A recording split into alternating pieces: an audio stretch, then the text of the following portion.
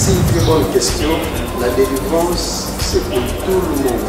Il a dit dans Jean chapitre 8, 32, vous connaîtrez la vérité et la vérité vous rendra libre. Toute personne qui accède à la connaissance de Christ entre d'office dans la vérité.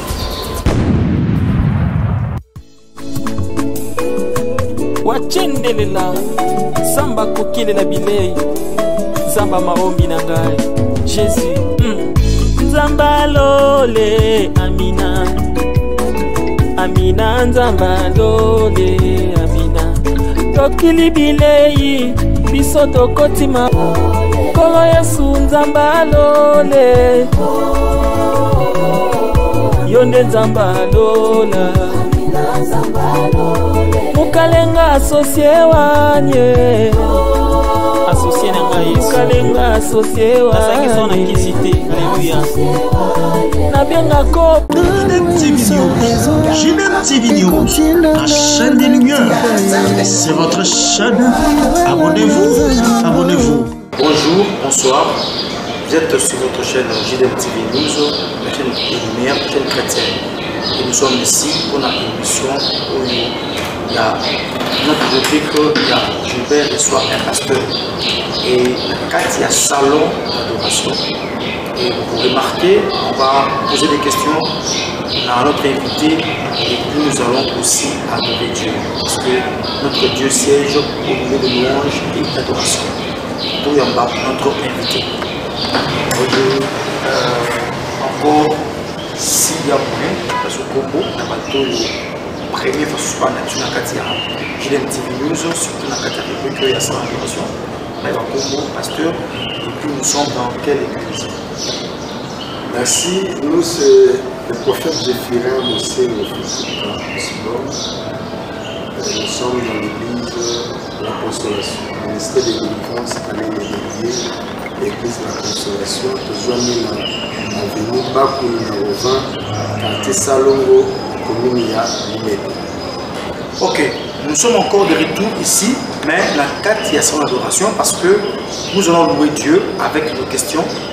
Donc, il y a mis encore le pasteur dans 4 églises à Waya, il y a allé les délier. Et heureusement que notre thème d'aujourd'hui est qu'il y a à peu près Nengmoko, Nandenge, comme église Zalevi. Et nous voulons parler sur délier-les et laisser-les aller. Donc Dieu nous fera grâce.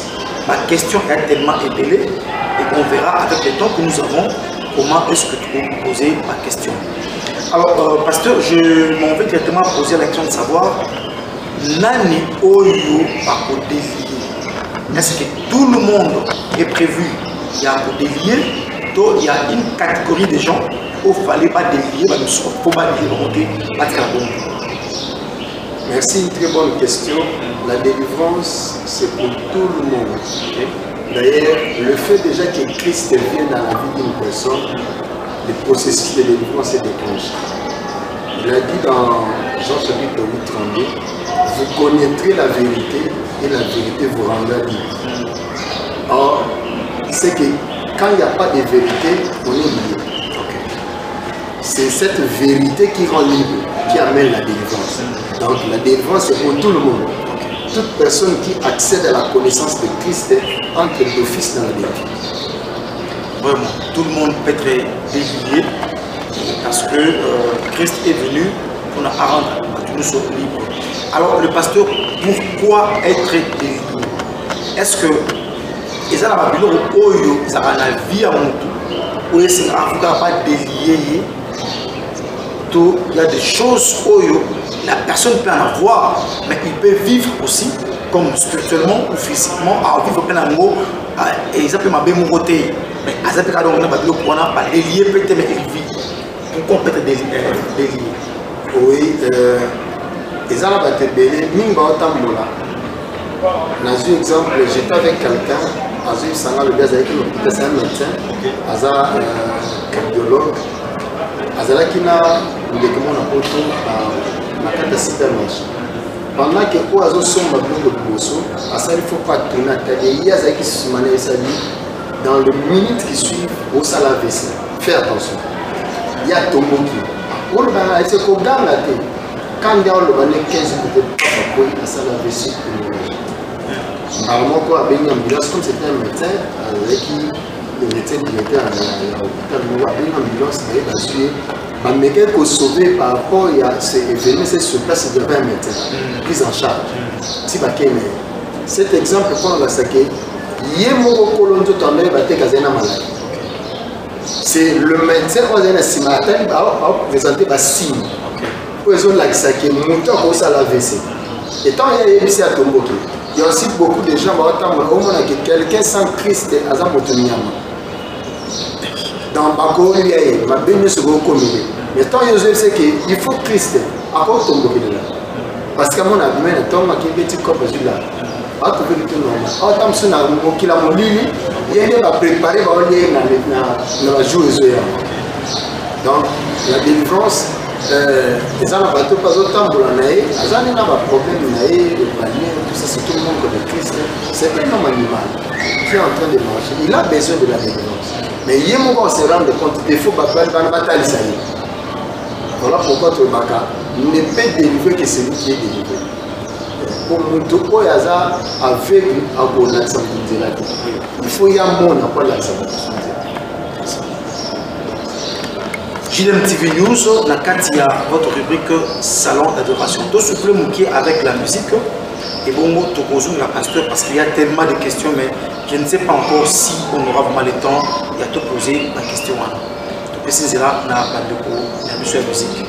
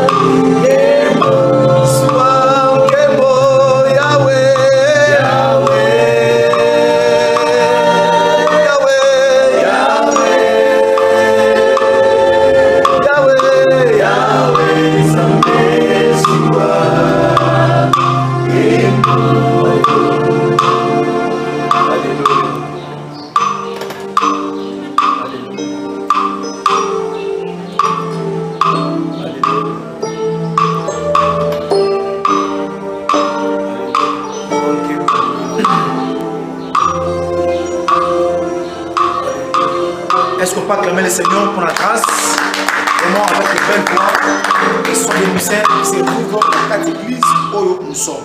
En tout cas, Nzambe Apamola, pas musicien. Pasteur, nous sommes encore dans la quatre, il y a délié et laisser aller. En tout cas, il y a le mot qui revient là-bas, il y a délivrance.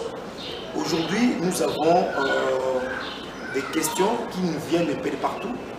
On se demande, est-ce qu'un chrétien aussi peut être délivré? Parce que j'ai un Christ, comme chrétien, à veiller, ma retraite, en gêné. Mais est-ce que ce chrétien de moi, il faut pas délivrer? Qu'est-ce qui se passe pour ne pas délivrer un chrétien? Est-ce que c'est possible d'abord? Et ce qui est possible, qu'est-ce qui se passe pour un chrétien n'a pas délivré? Souvent, quand on parle de la délivrance, voilà pourquoi, quand on parle d'un chrétien, on trouve dans un chrétien, on va délivrer, si on veut des mots. Non. Oui, un chrétien peut être délivré, délivré de l'ignorance. La Bible est claire dans Osée chapitre 4, verset 6. Il dit, mon peuple est détruit parce qu'il manque la connaissance. Ce n'est pas un peuple païen, c'est le peuple de Dieu. Mais ce peuple de Dieu est détruit juste par ignorance. S'il avait la connaissance, il avait été. Alors quand on lui apporte la connaissance, c'est une délivrance. Et la délivrance a beaucoup de dimensions et a beaucoup de facettes. Il y a la délivrance des démons. Il y a la délivrance, il y a connaissance. Quelqu'un a Christ, mais il est ignorant de certains domaines. Quand on attend une écriture, quand on met les paroles de Dieu, c'est comme l'homme font des cas et quoi. On dit, ah, mais n'est pas quitté le fait c'est que tu es délivré. Ignorance, soit les amis, la pomme va donc peser le colonel. Et ça dit que ma caméra de l'autre, si quatre jours souffrir. Je donne un exemple. J'étais à Lubumbashi, j'enseignais sur certaines réalités spirituelles. Alors il y a un frère qui me suivait de loin, il a été tellement touché. Na souka na ngwana na neta kolenga kasi na ozala ke banda tout ce temps parce que makamozo ya on les dangers souffert beaucoup d'années juste à cause de ma sona yeba ka makambo mais ni la kenda musika donc on dit que c'est une délivrance on n'a pas chassé les démons mais l'ignorance est partie à une connaissance donc un chrétien peut aussi être délivré vraiment. Un chrétien aussi peut être délivré. Mais pasteur, pour permettre la question pour vous, que j'ai touché ma collègue, pasteur, nous remarquons aussi pratiquement dans cette église si on veut délivrer une personne qui est possédée. Au moment où le pasteur a utilisé le micro et pendant qu'il a pour chasser les démons, et c'est les démons qui parlent dans la carte à parce qu'il y a un poli, tout ça. Maintenant, le micro, caméra, tout le monde à la maison, vraiment, la personne, c'était son oncle qui était là, est-ce que vous posez prompter la famille parce que nous allons citer et pourquoi pratique pourquoi toujours filmer la personne qui est possédée et bâtir le micro l'église avec en tout cas nous connaissons il y a longtemps.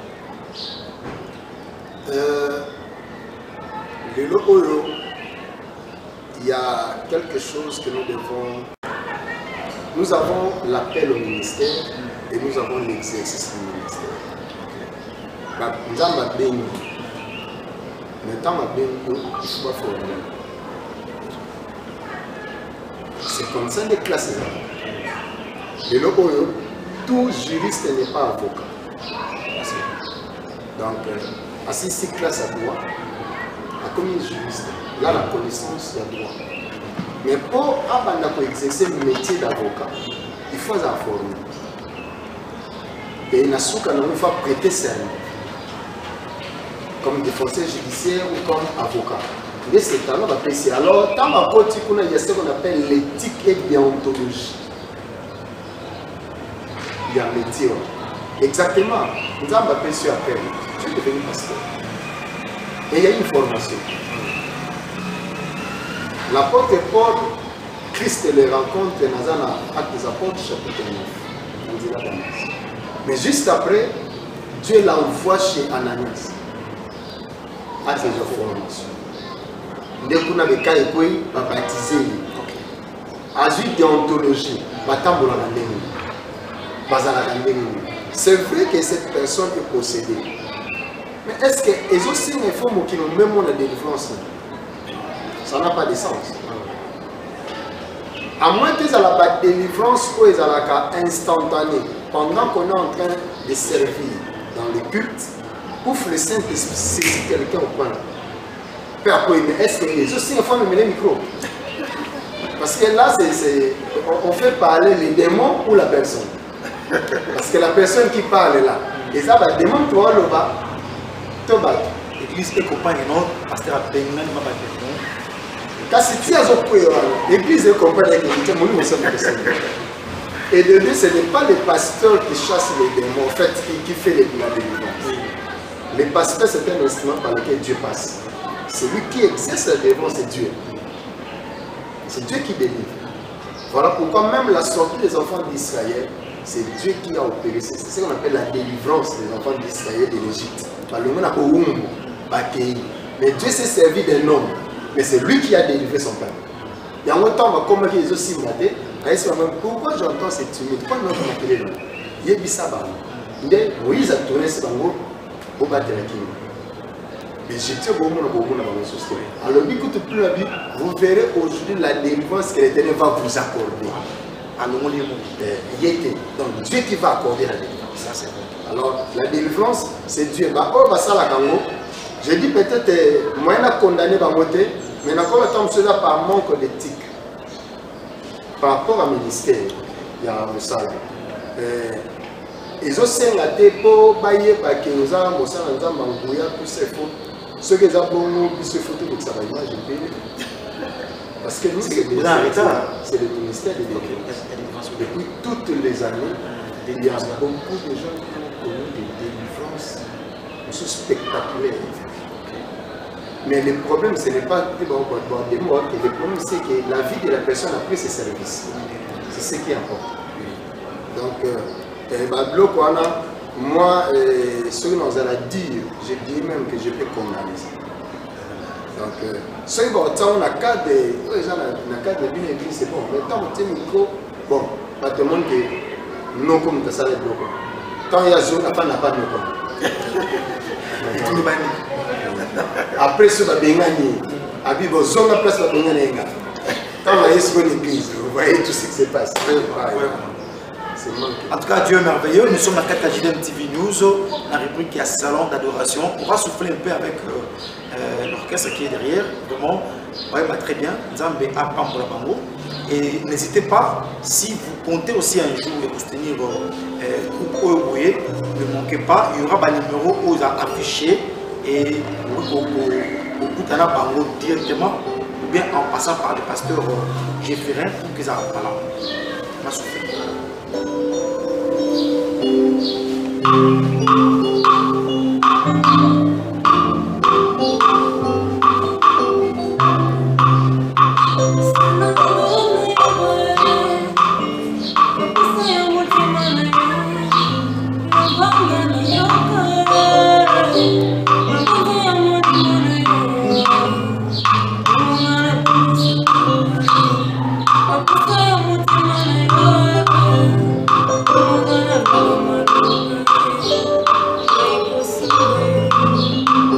Oh,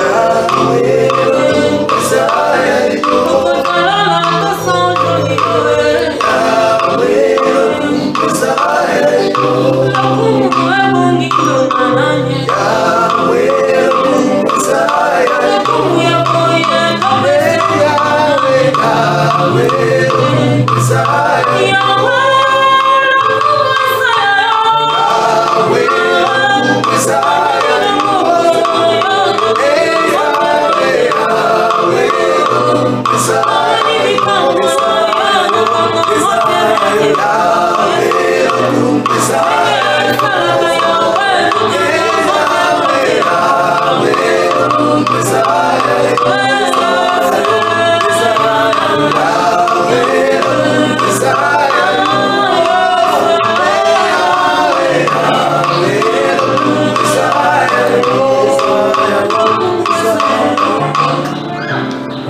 l'ambiance ici. Est-ce qu'on peut acclamer encore le Seigneur parce que le merveilleux? C'est l'ambiance, il y a une petite news. La carte, il y a le salon d'adoration. Et nous avons reçu le pasteur Jéphérin Oussengo pour poser ma question sur délier-les et laisser-les aller. Pasteur, toujours dans la carte, il y a délivrance wana. Aujourd'hui, nous remarquons quand la carte église, parce que la délivrance, déjà pour ça, on n'a jamais pas païen, mais c'est toujours dans la carte de l'ensemble. Vous remarquez, Motoba Kangoli, Mbisi Moko Ekwe, Motoba Kangoli, je ne sais pas moi, Mikate Moko Ekwe. On se demande où était Mbisi Wana et Mikate Wana et pendant qu'il place Nini pour que la délivrance est salama, il y a Moscou et Bima. Donc, le Wana n'a pas médecin, il n'a pas comprendre ce qui se passe au juste. Merci. Question, c'est une question. Pour Mikate et Bima. C'est pas en fait, d'abord, on ne peut pas limiter Dieu. Les médecins, ils ont normalement les médecins sont limités dans la science. Tandis que ça, c'est beaucoup plus que dans le spirituel. Dans ma boîte, on a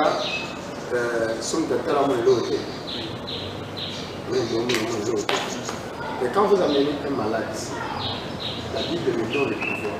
Elle dit que vous imposerez les noms le malade c'est bon. Si on joue c'est bon. Vous devez un malade par scientifiquement parlant, scientifiquement. Médecin va vous arrêter, mais seulement pour découvrir que vous avez une maladie. C'est un domaine purement spirituel. La spiritualité, c'est la matrice du monde invisible. C'est là où les choses se fabriquent.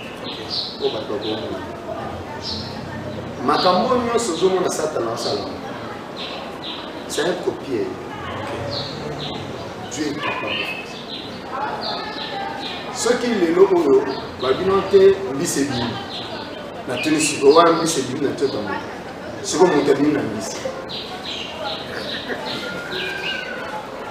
Jonas a dit, il a dit, oui, c'est comme lui, c'est du mal. C'est quoi les gens montent le mandat d'une mise. On a tout un peu question. Jonas a dit que le Tiopo, la zone de Matokoro, la zone de Siganine, Asa la Mikolo, c'est pas profité. C'est un mystère. Mais il y a aussi la part où le Satan a mis la démonstration de Dieu. Ce qui est vrai, Dieu est capable de tout faire. Dieu fait des miracles au-delà. Mais l'ennemi aussi nous infiltre. Il y a un moment de démonstration. Par exemple, l'homme sait la démonstration, il y a au salade. Côté l'église, moi, je suis pas, je suis pas, et je suis pas, c'est le coup pigeon. Comme c'est émouvant, hein, et ça étonne. C'est pénible, tout ça. Mais en réalité, on se pose des questions, ils allaient voir. Moins que limiter les amis. Nous sommes des personnes qui évoluent dans le domaine spirituel, mais elle dit que Dieu est capable de faire des miracles au-delà. Au-delà. C'est un peu ça. Mais, l'eau comme ça, c'est instantané. L'homme se pesa, les gens qui l'hôpital, j'ai suivi un témoignage, qui va faire l'intervention.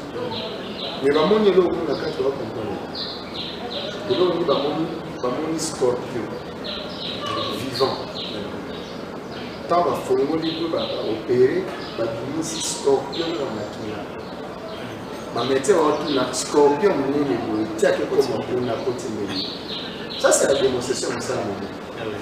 Alors, on a une mission. Dès qu'on va opérer le bini, on va normalement être opéré. Mais ça peut se sortir par la voie de miracle. Il semble que le n'a pas fallu qu'il y ait un il y a un pouf scorpion. On ne sait pas limiter Dieu. Mais tant que vrai ça, il faut Si vous êtes l'apologie de publicité à faute.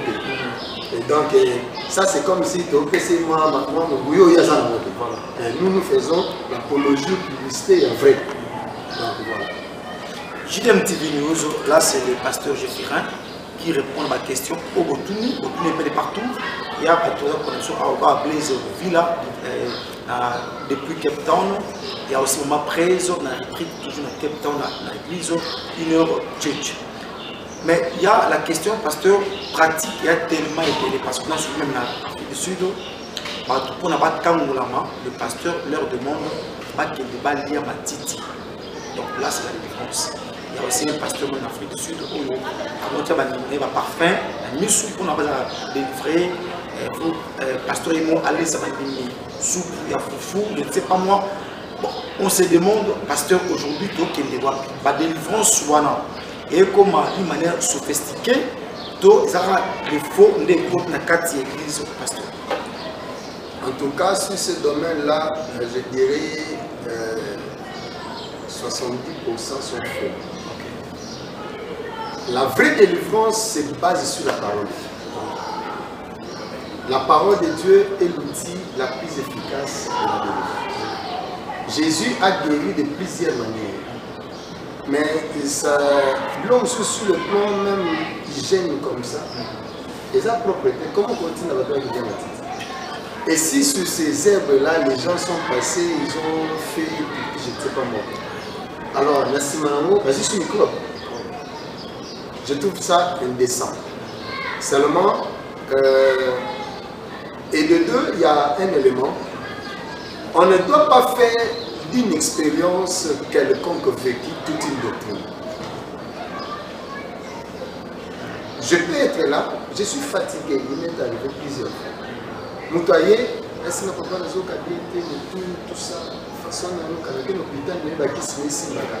pendant qu'Azoloba, je sens dans mon esprit mal le ballon et c'est un où fait tout maman habitué. Allez, maman, on a séminaire, maman, il y a son homme là, ça devient une doctrine.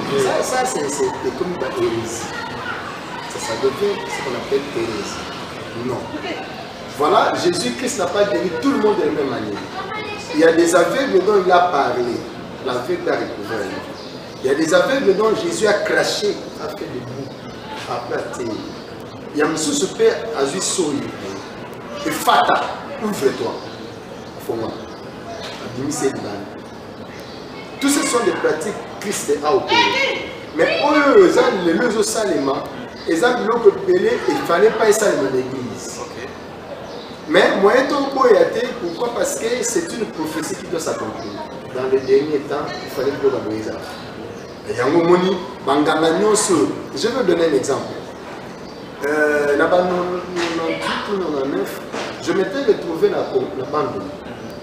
Tout le temps, dans la mission Djouma. Nangamoko, à côté de ça, ma belle à Timonia, tout pour faire à qui m'appelle. Azo Sarababa, soit disant ma délivrance, ma Mazoya. Nganga baebi nganga, je mettais le nom, nganga. Toyo yana ba demi.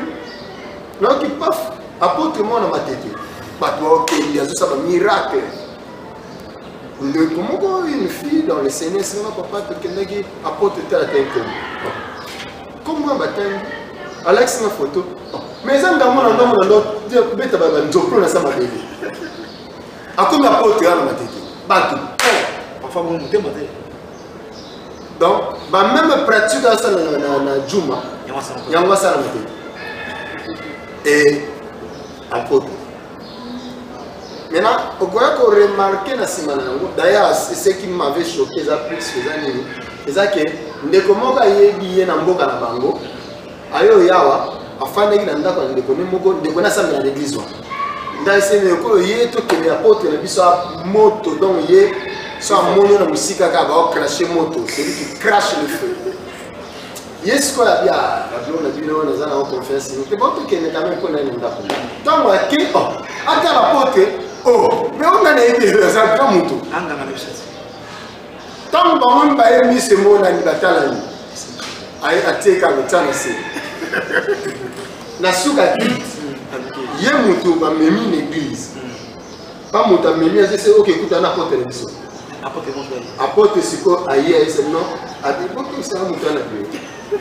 Abima apporte à payer $300. Et à Guidi Maman. Donc, quand même, dans la zone, c'est ce qu'on te met. Si vraiment que vous semblez là, et que vous semblez là, vous avez place de toquer, vous me la faites en bas.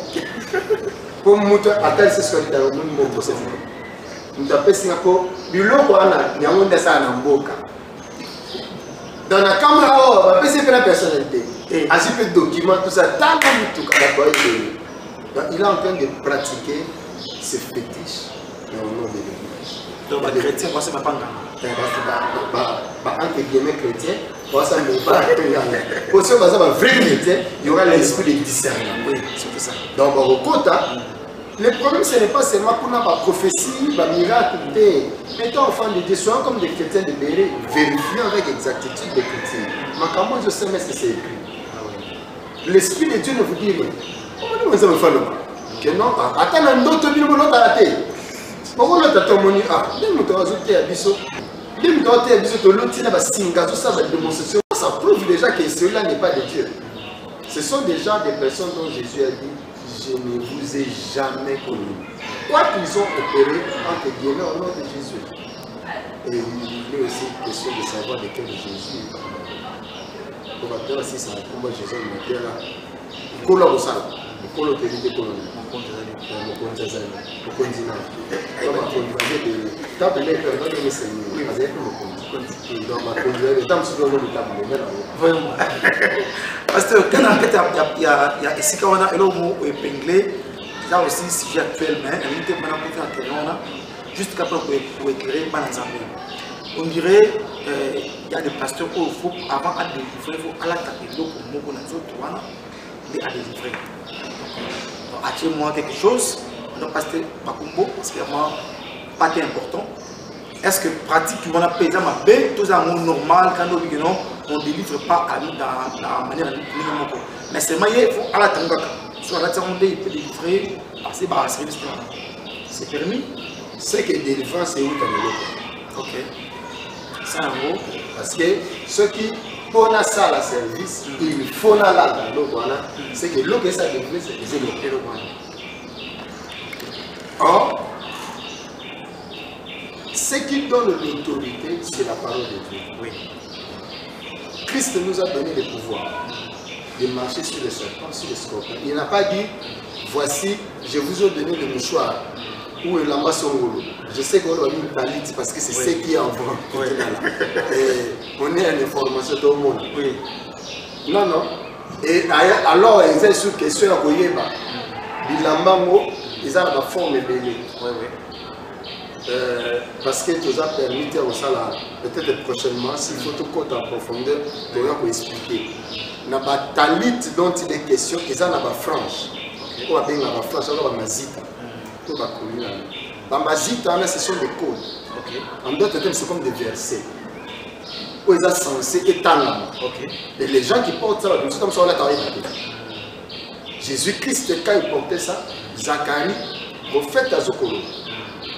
Et Goya, par le signe de la manne, par et la main dont il était question, c'était des franges là. C'était l'écriture. Voilà pourquoi Marc a expliqué Bissot, il y a tant que Jésus est supplié, Babito, si malade, s'il te plaît, ce qu'on permet, pas si donc c'était pour accomplir la prophétie. Mais aujourd'hui là, tout ça c'est en Christ Jésus. Tout ça c'est en Christ Jésus. Alors, ce qui est le lot dans un exemple, veston à l'ati. Nous avons un service pour la veston. C'est que le service est veston de ça. Alors, on a ça, il y a un zate, au comme ça. Comment vous n'avez pas mais quand c'est malade, parce que ça me pour la veste exacte. Et là, ça devient comme une veste. Et ce qu'on a une veste, on a c'est une zame. Là, ça devient compliqué. Mais étant enfant de Dieu, les autres questions. Dans l'exemple où on a de partout, vous devez avoir le discernement. Christ, Dieu agit et partout. Ce sont des dons qu'il a dispensés dans son Église. l'église à Christ pour souffrir de la crise abandonnée. Mais seulement, la plupart des personnes à qui Dieu avait donné des capacités, ça les gloire, ça les gloire de belé, maintenant il faut pas se maintenir c'est alors ils vont faire recours à des pratiques. Comme il faut me choisir les arbres. Cela veut dire au commencement il n'en était pas ainsi. Pourquoi il faut le lamba? Parce qu'en réalité Dieu n'est plus. Comme le pas coquille vide. S'il faut intervention au Taliban, c'est là où on fait appel à cabale juif. Donc ça très glissant. Jésus-Christ suffit. Et le nom de Jésus suffit. Pour la Bible. Mais c'est comme code pastoral. Donc, on a code pastoral.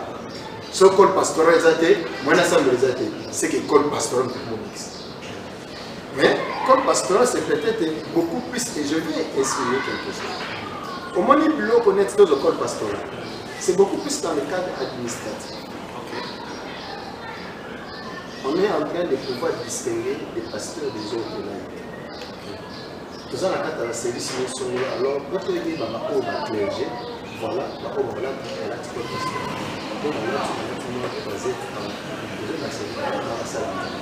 Donc, quand service administratif, peut différencier sur la pastoral, mais ce qui est commis sur les cas de spirituel, chaque fois qu'il y a un service, il faut qu'à la pastoral, ça devient étonnant. En tout cas, nous sommes dans l'hôpital, nous soufflons mon pied. En tout cas, ma question est tellement ébellée, mais on ne saura pas. Il y a d'autres noms. Si vous remarquez, le pasteur a qui est des parce que nous ne voulons pas ici la polémique. Nous avons plus à éclairer qui passera à la pamba qui n'apportera rien. Nous soufflons mon pied et on va encore revenir pour que c'est notre émission dans le pasteur que je ferai au Seigneur.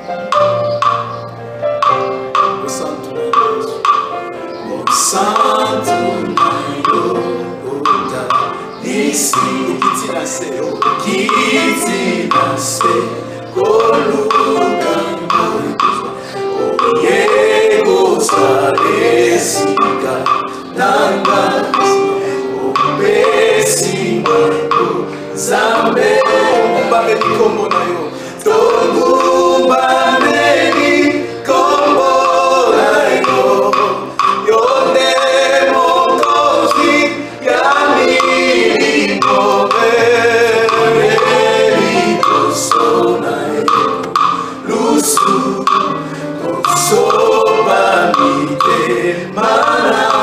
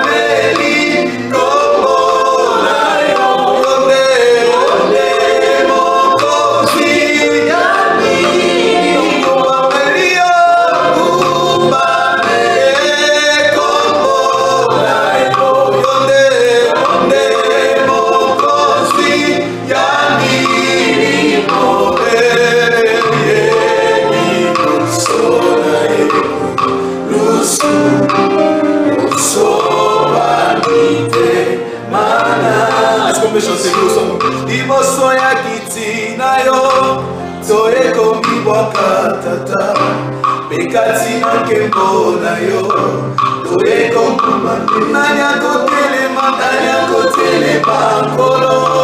Iba yo tele mi yawe, yango to kiti liboso, yangu ya peki. Liboso ya kiti na yo, toye komi boka papa. Bekati na kembo na yo, toye komi nanya kotele bankolo. Iba yo tele mi yawe, yango to kiti liboso, yangu ya peke mpo yawe yawe yawe yawe yawe yosali boligo ya solo bola kuwa yo yawe yawe yondima bisolo lenge tozali tokabola bosantu.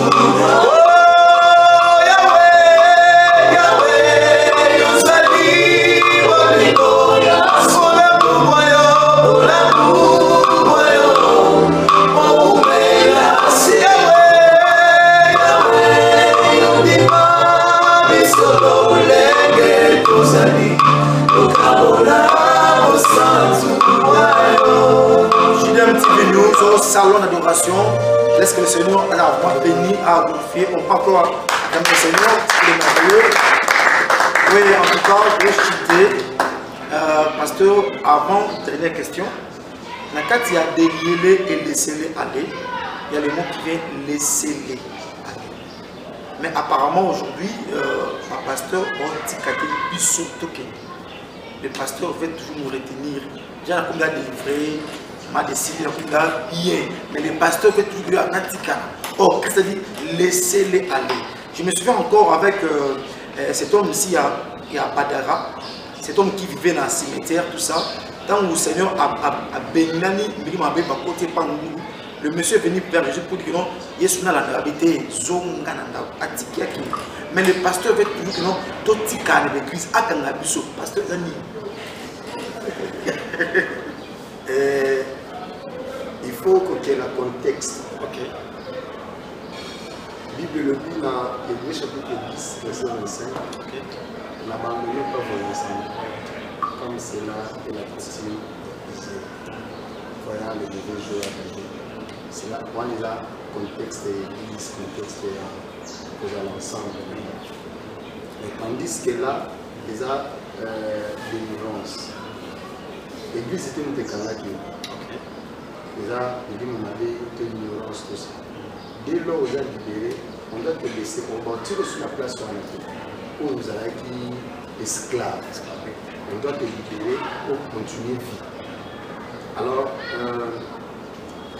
l'église maintenant nous retient dès la sens va quand nous sortir de l'église, aucun autre.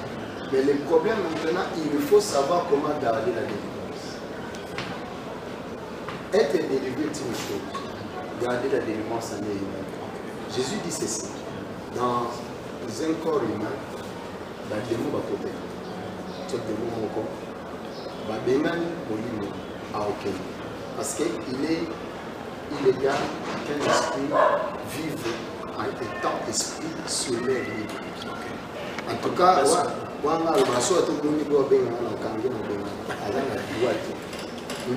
pour esprit afin de la milieu de biso, il faut encore. Sans corps, c'est illégal. La terre a été donnée au Fils de l'homme. Alors, on a l'esprit. Maintenant, quand on chasse cet esprit, à bini dans notre alors qu'il n'est qu'au erré, alors on a place. Ceux qui ont ajouté dans un tendance à zone. Maintenant, ceux qui ont zone, il faut que ta place soit occupée. Ceux qui sont vides, après besoin de malamote, ceux qui vont dégager il faut ça la renfort. À quel cas des esprits plus méchants que y 7, n'a pas comme 8. D'ailleurs, besoin là, la condition de tenir à la pire qu'avant.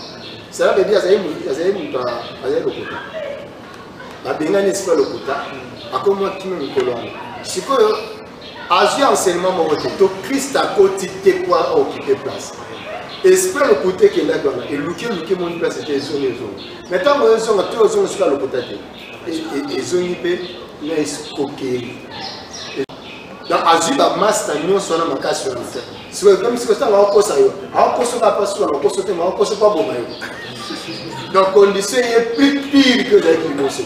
Mais c'est pourquoi parce qu'on a laissé vide la place. Et les enseignements c'est pour nous rendre efficaces, matures, équilibrés. L'habitant va démontrer ce que nous avons au fond, parce que tu connais, et côté peut-être un peu plus de fond. Et voilà pourquoi, comme nous là, nous donnons des enseignements. La délivrance, comme je dis, déjà d'abord connaissance. Pour tous eux-mêmes. Et puis, tant aussi connaissance, tu dois comprendre que l'eau et ça, c'est un mauvais esprit. Et comment ça se met en place, c'est un peu. Sur le cocaté, maintenant, il y a des personnes qui Dieu a doté des capacités, dans un miracle, dans la puissance. Les banques vont exercer maintenant l'autorité du coronavirus, ça s'explique. Donc, c'est beaucoup plus dans cela. Et on ne retient pas les gens pour qu'on va retenir banque. On libère tant de cas libres. C'est là pour ça qu'on a commencé. JDM TV News, nous sommes presque à la fin. Pasteur, un mot de la fin, on a un monde de délivrance pour le côté psychologue. Parce que dans Zambie, des fois, ils ne savent pas comprendre, pas de droit pour la télévision, ils voient des choses horribles, ils ne savent pas. Nous sommes dans 4 ans en Zambie, bien nous sommes notre part à eux. Aujourd'hui, conseil nous perd pas en Zambie en ce qui concerne la délivrance. Conseil. Le monde aujourd'hui, c'est un village planétaire. Où tout est réuni maintenant dans les réseaux sociaux, tout ça. Comme tout ça là, le monde entier la délivrance est déjà nécessaire pour la retenue aussi. Et mini sous parce que ce que tu le dis, c'est un vaste sujet, la délivrance. Peut-être que nous aurons toute une émission de parler de la délivrance. Mais ça va spécialement aux autres. Délivrance, d'abord par définition, pour le moto, la danger. Parce que le c'est qu'on cherche à idéologie délivrée. Alors, on est capable de trouver alors, tant que nous trouvons ailleurs par la Yesu, nous disons premièrement dans le cas d'une question de les gens ont mis une délivrance de la maîtrise, tout ça. La délivrance, c'est vraiment, les gens n'ont pas païen.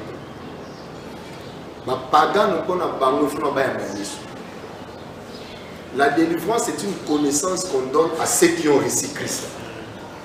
C'est ce que voilà comment c'est fonctionne. Tala oyo komi, tala oyo zadon, lobi ozala qui ignorant. Le lieu c'est sous bon côté. Tala ce qu'on donne au tambo. Tala pouvoir de il y a le Saint-Esprit. Tala ni comme tambo ça.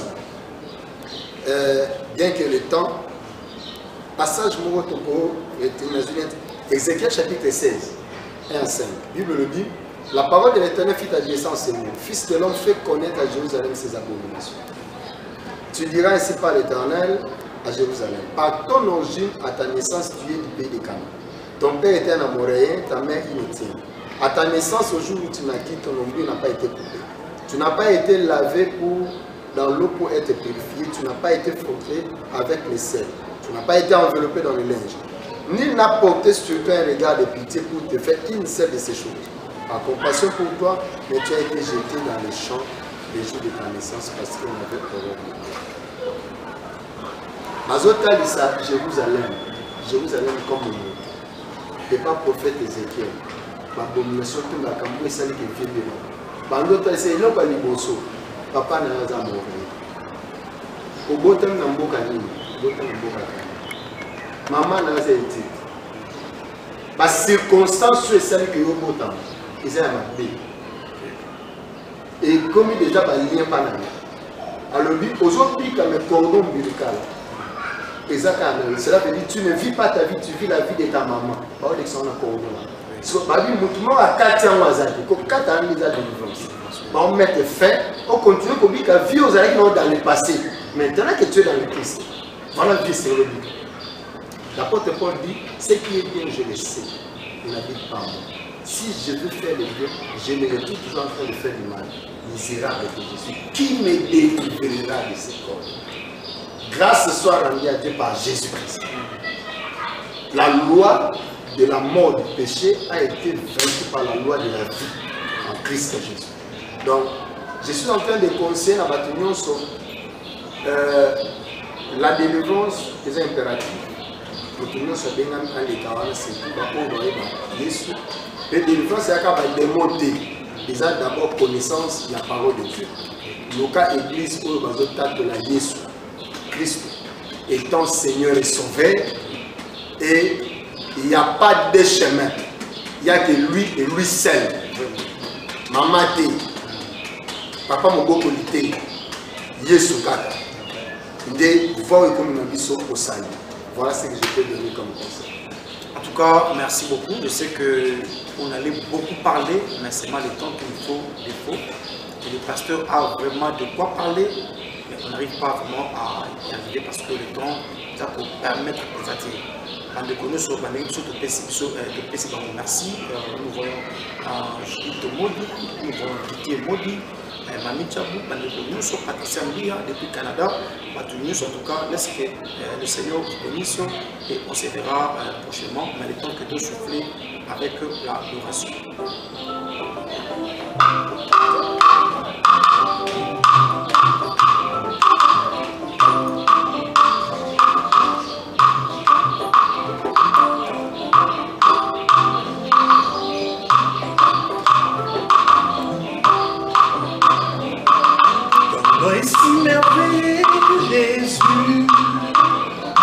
Donne-moi ainsi merveilleux, Jésus, oh, donne-moi ainsi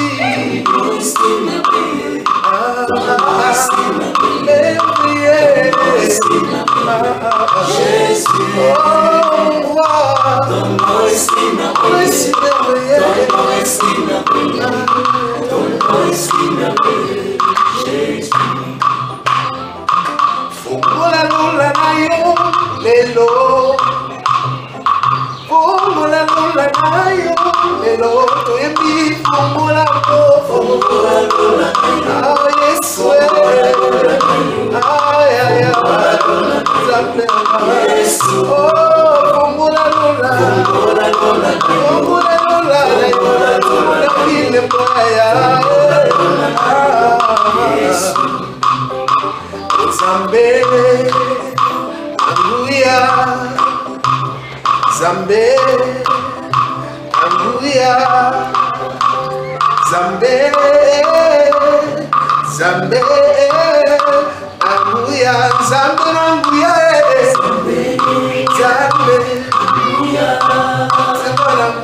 Zambe, Zambe, Zambe,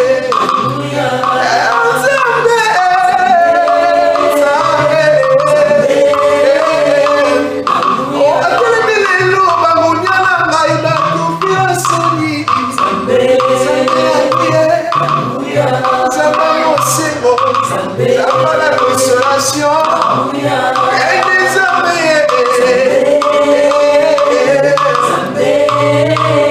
on a élu Matangana Kitalelo Oyosali Zambe Bala Zambo Sali Yonekata la mwana Otosengi Matamba Tabisu Tukita Matamba Kita. Merci beaucoup, Judith TV News. Sinon, on risque de dormir ici avec la musique. Vous savez que c'est une très bonne musique. La Katia l'adoration. Ça va sur la biseau et on revient encore très prochainement si Jésus-Christ ne revient pas maintenant. Pour vous, on vous dit bye et on se verra prochainement. Merci beaucoup. Ciao.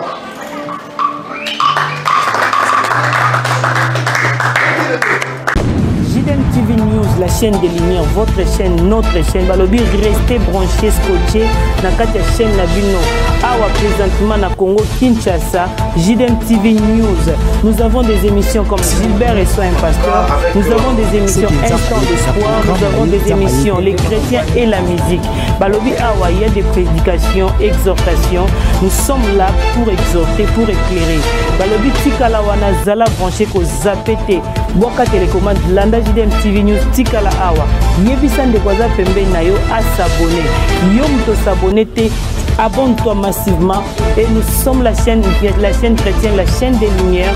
Restez là, abonnez-vous massivement et vous ne serez pas déçus. Francine Chala sur JDM TV News officiel.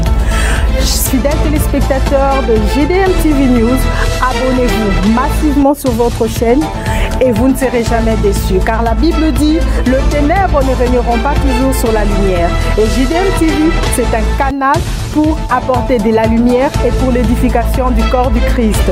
Donc abonnez-vous massivement, appelle ton voisin, ta voisine et abonne-toi car ici il y a de meilleures choses à venir. Et bien sûr nous recevons pour vous des pasteurs, des serviteurs de Dieu et nous recevons aussi de chantres. Et dans JDM TV News, vous avez de la lumière sur toute l'actualité chrétienne. Restez scotchés, restez branchés sur votre chaîne, mais surtout, ne manquez pas d'inviter vos amis et à s'abonner sur JDM TV News, la chaîne de la... Salut, j'espère que vous allez bien. Donc là, je viens de vous parler de la chaîne JDM TV. C'est une nouvelle chaîne. Donc, et je vous demande de vous abonner au max. Donc, vous ne serez pas déçus. C'est la chaîne de votre soeur. Donc, vous abonnez massivement. Donc, vous n'allez jamais déçu. Vous écoutez ma émission bien, pas publicité, pas divertissement. Donc, nous sommes à madame. Et vous avez la chaîne. Donc, c'est une nouvelle chaîne, comme je disais tout à l'heure. Donc, vous abonnez, et pour ça, la mission bien, et pour ça, la vidéo bien. Na kati ya YouTube JDM TV News kuna bako talisa yo qu'est-ce que tu as fait et qu'est-ce que tu fais et surtout qu'est-ce que tu peux faire à l'avenir. Il y a des prédications, il y a des témoignages, il y a de musique, il y a tellement beaucoup de choses et puis demain tu vas partir où et on t'a invité pour s'abonner massivement. Et tant que vous s'abonnez massivement, j'espère que vous ne serez pas dessus parce qu'il y a tellement plein de bons trucs qui vont vraiment vous aider à aller très loin, même dans la vie chrétienne et puis même dans la vie sociale parce qu'on parlera beaucoup de choses. Abonnez-vous massivement et je sais que Dieu va vous bénir. JDM TV News, la chaîne des lumières, c'est votre chaîne. Abonnez-vous, abonnez-vous.